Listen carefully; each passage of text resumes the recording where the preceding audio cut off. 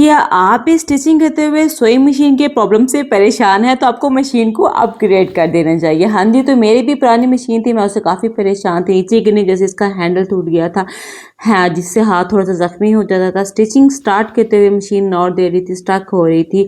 तो मैंने कहा क्यों ना अपग्रेड कर दिया जाए। ज़िंदगी में भी चीज़ों में अपग्रेड बहुत ज़रूरी है। तो यहाँ पे मैं पहुँच गई थी अपनी शॉप पे अपनी मशीन को लेने के लिए। यहाँ पे सारी सेकेंड हैंड मशीन्स आपको मिल जाती हैं अच्छी कंडीशन में। जो मैंने ली है जोजी की नई सोइंग इंडस्ट्रियल सोइंग मशीन ली है, ये मेरी सेकंड हैंड ही है। तो आपको कहोगे इसके फीचर्स क्या हैं, सबसे अच्छी बात क्या है, इसका बोबन मॉनिटर सबसे ऊपर है। सबसे मज़े बात इसमें लाइट का ऑप्शन दिया जाता है। स्पीड कंट्रोलर जो कि हमारा नीचे होता है, एडजस्ट करना पड़ता है, ये वाला। बच्चे बाधा बहुत कहते हैं ये इसका मशीन के साथ दिए गए एक्स्ट्रा बेल्ट मोटर का कोई झंझट नहीं है। अगर आपको मशीन चेंज करनी है ना, जस्ट आपने ऊपर वाली मशीन लेके जानी है, चेंज कर दें, बाकी खुद ही एडजस्ट करना है। अब मशीन तो मेरी चेंज हो गई थी, अब बाकी एक्सेसरीज को भी हटाना भी ज़रूरी था। तो इसके साथ पैडल के साथ एक ये टूल एडजस्ट करना था और मोटर मैंने हटानी थी। तो सबसे पहले आपने क्या करना है, डोंट वरी, आप घर में खुद ही कर सकते हैं मेरे सिस्टर्स। अगर आपने मशीन को अपग्रेड कर लिया तो आपने जैसे स्क्रू है ना, इनको लूज करके खोल लेना है, मोटर आपके आराम से हट जाएगी। ये हट गई। स्पीड कंट्रोलर जो आगे दिया हुआ है उसको भी हम हटा लेंगे। अब जो एक्स्ट्रा एक टूल दिया जाता है जिससे हमारी मशीन चलती होती है, इसको हम पैडल के राड के साथ एडजस्ट करेंगे कुछ इस तरह से, ये एडजस्ट हो जाएगी। और ऊपर भाई हस्बैंड जिसकी भी हेल्प से आप तो उसको कहेंगे स्क्रू ले लें 1.5 इंच वाले लंबे, तो उसके साथ टाइट करा दीजिए। That's it. मशीन को चलाने से पहले इसमें ऑयल डालना तो बहुत ज़रूरी है, वरना तो वर्किंग ही सही नहीं होगी। तो जस्ट मशीन चेंज की थी, नीचे बॉडी टैंक सब कुछ वही है। यहाँ पे मैं ये मशीन को ऑयल यूज़ करूँगी अच्छी क्वालिटी का, इसको सिलिकॉन ऑयल भी कहते हैं।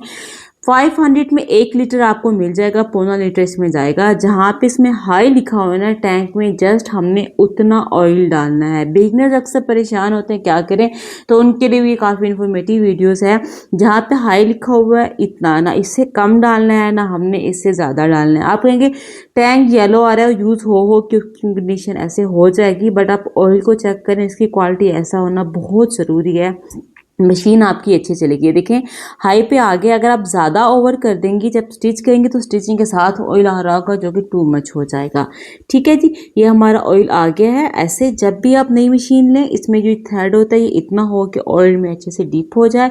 इससे क्या होगा, जब ये अच्छे से आपका थ्रेड डिप होगा और ये नेट फटी हुई नहीं होगी तो ऑयल प्रॉपर मशीन में सर्कुलेट करेगा, तो आपकी मशीन बेस्ट होगी। अंदर से कंडीशन देख लें, जब भी लें जंग लगा हुआ ना हो। ये थोड़े स्क्रू जब आप लेके आएंगे तो लूज हो जाएंगे, इसको आपने टाइट कर देना है ताकि जब आप स्टिचिंग स्टार्ट करें तो मशीन आपकी वाइब्रेट ना करे। छोटे छोटे से पॉइंट हैं, इनका ध्यान रख लिया करें।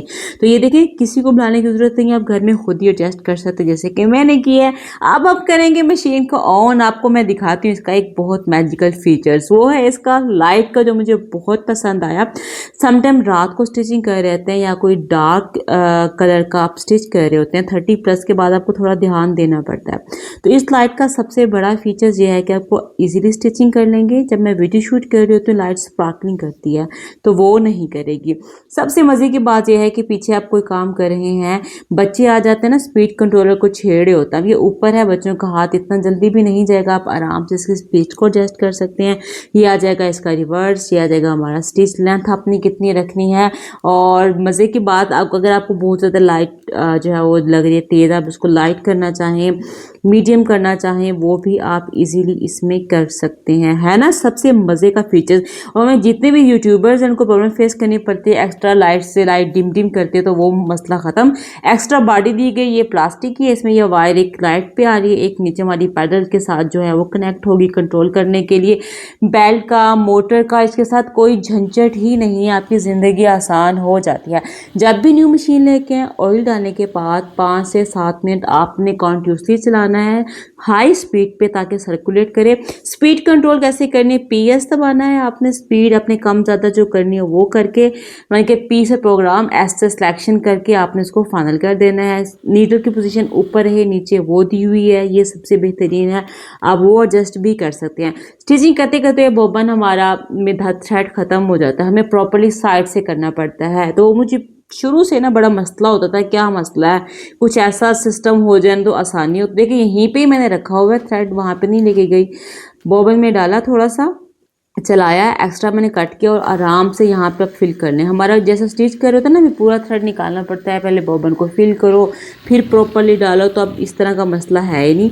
अब ये देखिए इतना हाई स्पीड में चलनी चाहिए कि ऑयल आपको नज़र आ रहा है ऊपर प्रॉपर सर्कुलेट करना चाहिए, इससे आपकी मशीन प्रॉपर कि जब ऑयल प्रॉपर जाएगा तो मशीन हमारी स्मूथ चलती है, उसकी आवाज़ भी काफ़ी स्लो रहती है। तो बॉबन हमारा फुल हो गया, हुक को हम साइड पे करेंगे और इसको हम आपको सबको ही पता होगा कि थ्रेडिंग किस तरह से करनी है। मेरे को जो बिगनर्स अगर देख रहे हैं तो उनको भी मैं बता देती हूँ।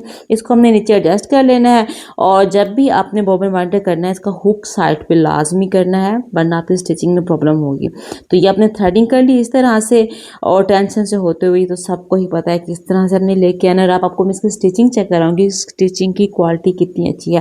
तो जब भी आप न्यू मशीन लेने जाएं वहाँ पे आप इसे स्टिचिंग चेक कर लें कि नीडल का पॉइंट आपका नीचे रुक रहा है या नहीं, शुरू में नाड़ तो नहीं दे रहा थ्रेड। तो ये छोटे छोटे से पॉइंट्स आप इनको पहले चेक करके फिर मशीन को लेके आया करें।